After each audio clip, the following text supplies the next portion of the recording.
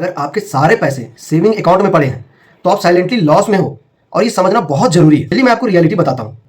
आपको पता होगा कि सेविंग अकाउंट का जो इंटरेस्ट है वो 2.5% से 4% तक है। हमारे इंडिया में जो इन्फ्लेशन है वो 6 to 7% है। मतलब आपका पैसे का वैल्यू लॉस कर रहा है। चलिए देखते हैं कि सेविंग अकाउंट ही हमारे लिए इनफ क्यों नहीं है। सेविंग अकाउंट सेफ है लेकिन वो कभी भी इन्फ्लेशन को बीट नहीं कर सकता। 10,000 आज का जो वैल्यू है वो नेक्स्ट ईयर या कुछ साल बाद बहुत कम हो जाएगा, वो अपना वैल्यू लॉस करेगा। चलिए बताते हैं good uses of saving account.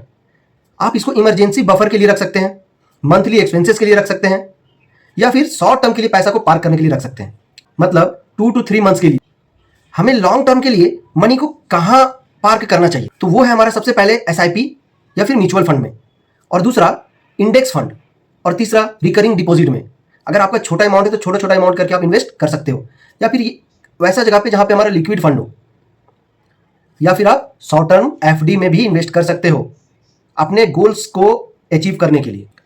सबसे प्रैक्टिकल रूल बताता हूं, keep only 1 to 2 months expenses in saving account. 1 से 2 महीने का खर्च को ही हम सेविंग अकाउंट में रखेंगे, बाकी मनी को हम अपने जहां से हमारा पैसे या इनकम इंक्रीज हो। बैंक आपके पैसे से पैसा बनाता है तो फिर आप क्यों नहीं बना सकते। ऐसे ही और वीडियोस देखने के लिए आप मुझे फॉलो कर सकते हैं।